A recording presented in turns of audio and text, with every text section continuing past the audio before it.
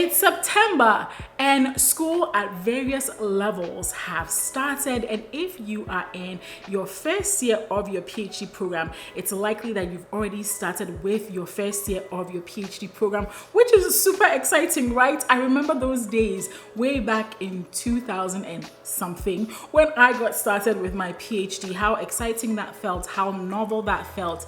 And now that I've been done with my PhD for almost more than 8 years now, there are definitely a lot of things that I feel would have made my PhD student / candidate journey much more easier if I had known them at the beginning of my PhD. So if you're a first year PhD student, then this video is very much for you, because I'm going to share with you 12 things that I wish I knew when I was starting my PhD. As you start your PhD, you're going to come across new and complex ideas. A mistake that I know I made is that when I would encounter these new and complex ideas, I would try to find like a really big textbook, try to read all the complex words that they were using to describe the complex idea, and this wasn't very effective for me. In fact, I can definitely tell you that I learned very little from my textbooks. I learned a lot definitely from papers, and I'm going to talk a little bit about that later. But as you encounter these new and complex ideas, here's a suggestion. I would suggest that you would find a resource that breaks down that new and complex idea into its bare bones and most simplest form. And then once you understand it at the bare bones and very simple form, you can then build upon that with the more complex nuances of that subject. And so for my discipline, which was microbiology and immunology, I would recommend, for instance, a YouTube channel like the Amoeba Sisters. They explain complex biological concepts in very simple ways. And then once I understand that complex idea in a very simple way, I would then go read the textbooks and it would make much more sense. I wish I had done that, or I wish somebody had told me that when I was starting my PhD. I thought that I needed to be smart enough to understand everything from these complex textbooks, and the reality is that you don't need to do that to yourself. Setting a routine for myself isn't something I did very well when I was in my PhD, although I was productive, okay? So you can definitely be productive without a routine, and I'm not a very, 9 o'clock I have to do this, 10 o'clock I have to do this, 11 o'clock. I'm not that kind of person. There are people that are absolutely like this or train themselves to be like this. But I find that having some kind of routine is going to be helpful.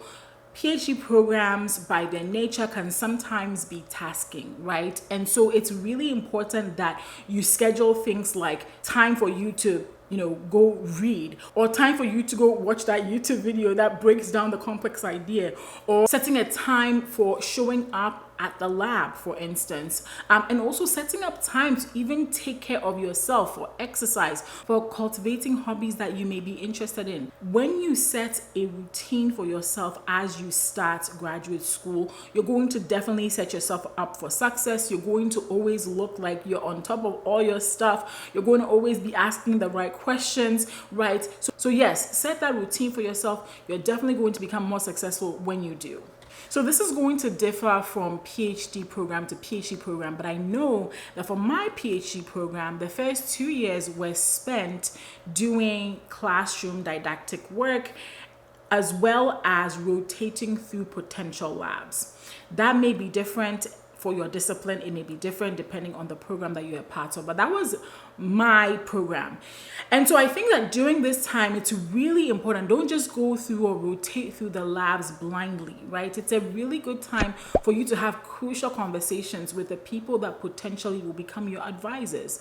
Maybe you have a research interest going into your PhD program. Make sure you've discussed that and understand what their goals are, as well as what your goals are, and if they align. You also want to make sure that you discuss things like family life, right? What are their views on vacation time? Because believe it or not, there are some PIs who frown on graduate students taking vacations. Don't ask me why this is, but I have encountered people like this. I don't think that that's very humane, because I think everybody needs time off of work, and doing a PhD is work, right? And so I really do think that it's important for you to have those crucial conversations very early on with those labs where you're rotating. And it's also really important not just to talk to the advisors, but talk to students and postdocs that may be in that person's lab. What's the culture? They will tell you. They will tell you honestly, right? People will be really honest about it. And then depending on what your goals are, what your personality is, and what you really want, as far as work-life balance goes, you choose an advisor. I have a whole video I did on things you should look out for when you're choosing an advisor. I highly recommend you watch that after this video. So one other thing that I really wish I knew when I started my PhD is to recognize learning opportunities for what they are.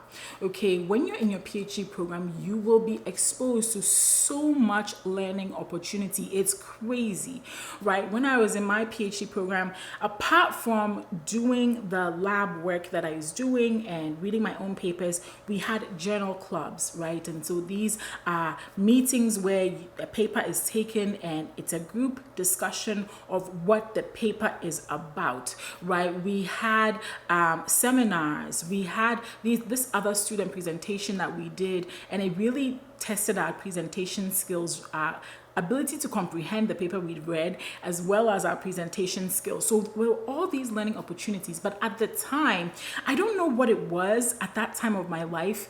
And again, maybe it's just because nobody told me, which is why I'm telling you, right? I didn't recognize them for the learning opportunities that they were. It just seemed like another thing on my calendar to take away the time. But I mean, later on in my PhD program, right, I did recognize these for the learning opportunities that they were. And so as you start a PhD program, attend the journal clubs, go for those seminars, go any opportunity for you to learn, for you to hear from somebody.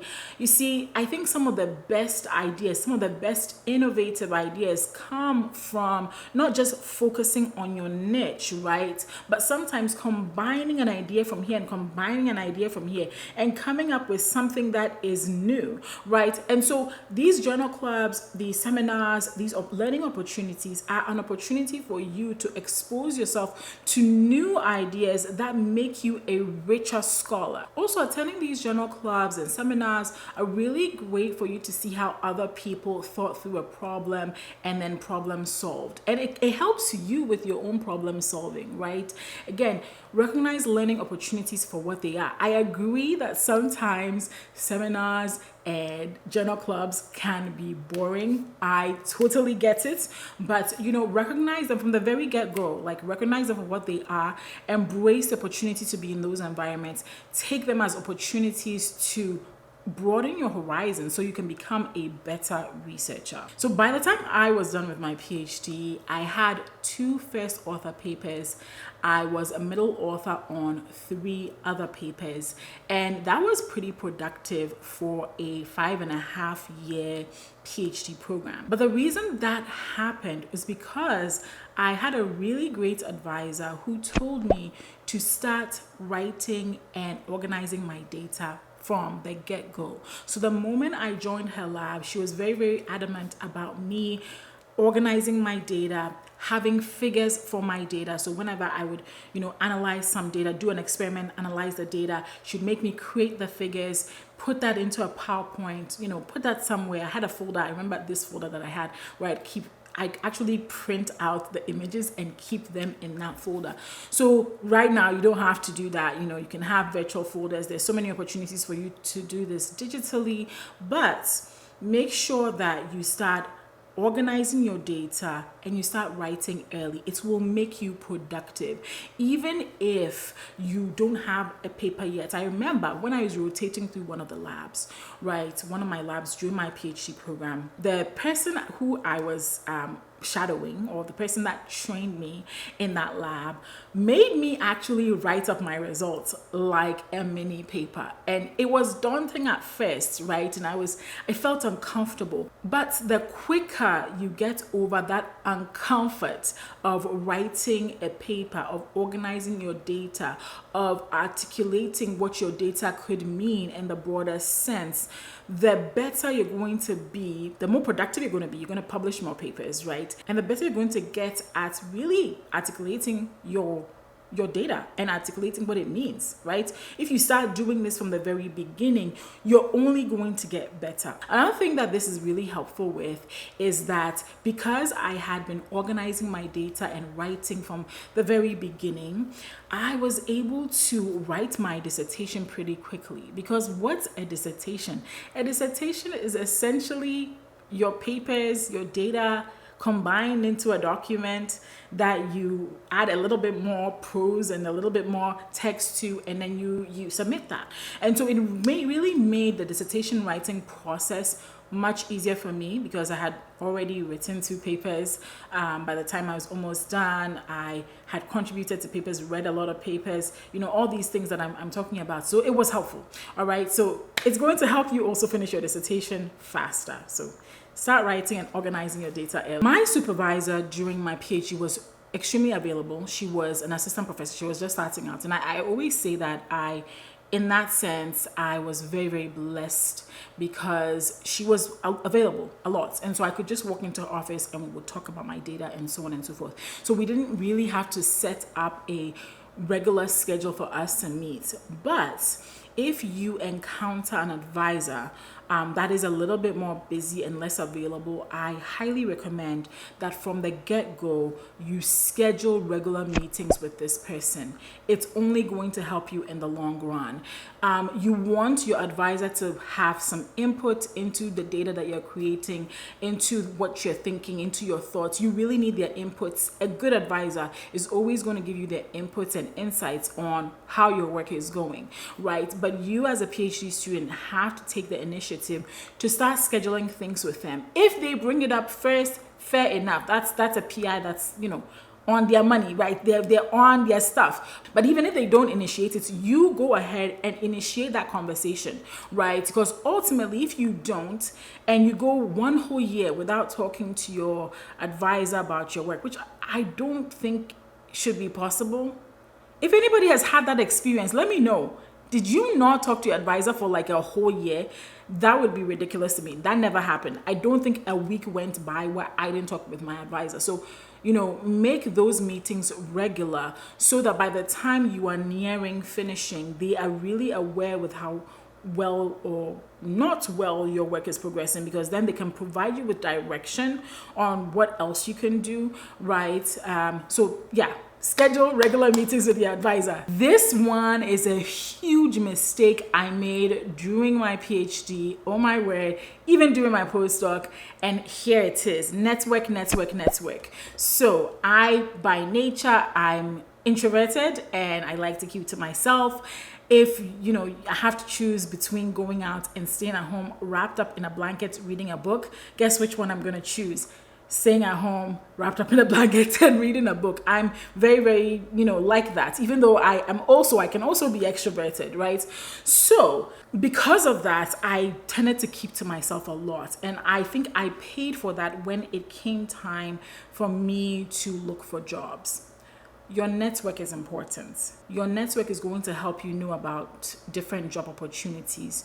Your network, I cannot overemphasize your network. Let me tell you a few stories. So there was this one time when I was working at University of California, San Diego, that's where I did my postdoc, where I used to carpool with an HR professional. And she told me that in recruiting professors to the university, it was always crucial that the person that they were trying to recruit had somebody on the faculty that knew them, that could refer them, that could vouch for them. Because in her experience, and she was telling me this, she said, in my experience, when I've just employed somebody just from, who just applied online, that hasn't gone on very well because maybe they weren't able to fit in the culture. Maybe they didn't get along with the people that were at the top. I don't know what it was, but she definitely told me that when she just picked somebody who just applied online, it never went well. But the people that were referred by other faculty ended up thriving. Now, yes, if you're thinking that there are some problems with that, I also think that there are problems with that, because it can definitely lead to a faculty that all looks the same, for instance. right? And so there's some issues with that, but it also highlights the importance of building your network, of getting to know people. And so as you go to conferences, as you are, you're joining your PhD program, you have a cohort that you're part of. There are other cohorts that will finish before you. If you are in a discipline like mine, like microbiology and immunology, the biomedical sciences, there are vendor fairs, and there are people, representatives from these companies, some of them who have PhDs. They come into the university. It's okay to take their business card and maybe connect with them on LinkedIn. So don't miss out on the opportunity to network at every opportunity. And networking doesn't mean you have to be best friends with people. It's just really getting to know people, getting to know how you can add value to each other. And when the time comes for you to start looking for roles, whether you decide to stay within academia or work outside of academia, having that network, game changing. Okay, start using LinkedIn right now. That's another thing I wish somebody would have told me. I used to think that LinkedIn was just this boring old resume platform, and definitely in the last 5 years my mind around that has changed. For the last 5 years I've actively written on LinkedIn, and it has brought me a bucket load of opportunity, right? Jobs, speaking engagements, opportunities to be on podcasts, opportunities to collaborate. It's been amazing. And for you as a PhD student, whilst some of these things may not be what you're looking for using LinkedIn, it's a great learning opportunity. LinkedIn is a great resource for learning right now. Apart from LinkedIn Learning, which LinkedIn itself has courses that they put up that you can get into. Some of them are free, some of them you have to be part of the LinkedIn Premium program. There are people, myself included, who regularly post on LinkedIn. And I can't tell you how many people have written to me to say, thank you, G, for posting this one thing or other, or posting about this role. I applied for it. It's just a great opportunity for you to expose yourself to so much, right? And as you do this, and potentially I'd also add, try to interact on LinkedIn, right? Try to fill out your LinkedIn profile. Try to do that. If you're doing these things early, you will set yourself up for success when it comes to careers after school. And trust me, your PhD will end someday. Even though you're just getting started, 5 or 6 years from now, you will be on the job market. The earlier you start nurturing relationships, nurturing using a platform like LinkedIn, the better. If you want to teach, look for teaching opportunities. This also became really important for me when I was looking for opportunities to teach after my PhD. All right, I was part of a PhD program in a medical school. We're not allowed to teach the medical students. Maybe that's your case, right? And so look for opportunities to teach. Sometimes this may look like teaching at a community college. I was teaching at a community college, and one of the teachers there, the professors there, was actually a graduate student. So that may be something that you could look into.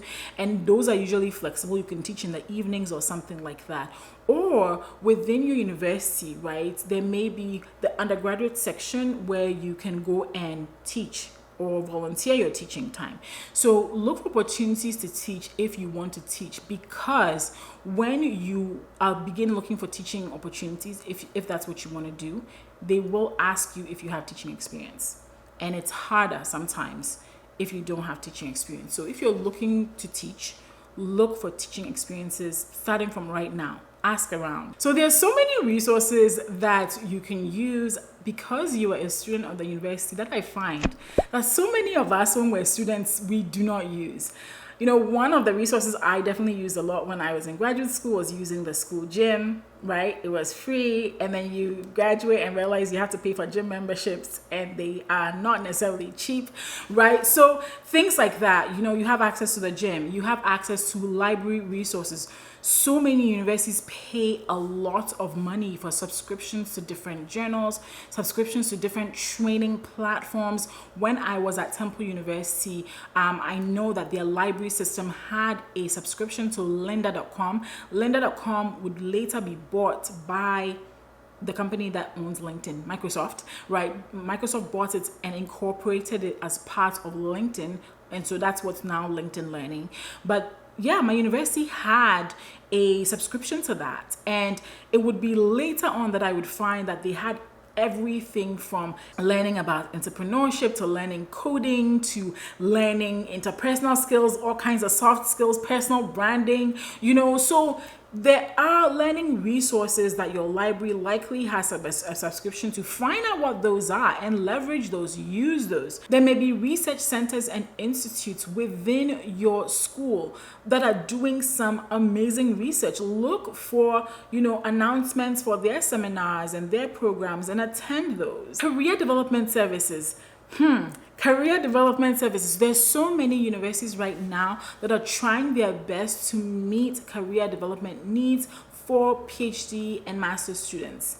Don't finish your PhD without visiting your career development office. Okay, they're going to give you a lot of resources. They have the Graduate Career Consortium. I know just basically on being on LinkedIn, talking about LinkedIn and networking, right, that there's so many of my colleagues who are part of the Graduate Career Consortium, and they are in these graduate career offices across the country. And so as a PhD student, look for those resources. So many PhD students think that they're like so smart and that they can just figure out the job market. But let me tell you something. The reason I started the Bold PhD is because I had a hard time finding a job when I was laid off from my postdoc, right?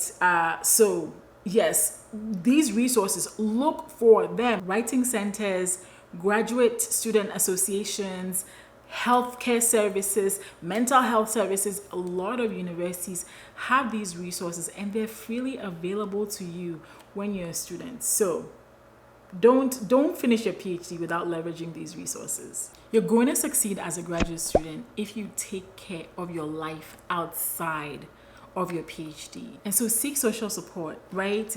I was so really fortunate. When I started my PhD, I was single and unmarried and didn't have any of that.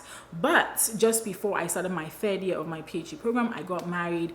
As I was about to enter my fourth or fifth year, I had a baby. So I definitely had a family system around me that was super supportive.